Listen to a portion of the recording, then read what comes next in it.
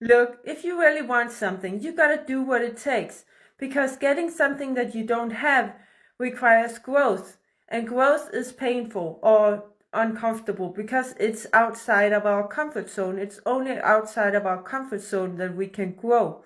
So let's take, for instance, weight loss. If you want to lose weight, then you have to be willing to exercise more, eat less, and also that means feeling hungry sometimes.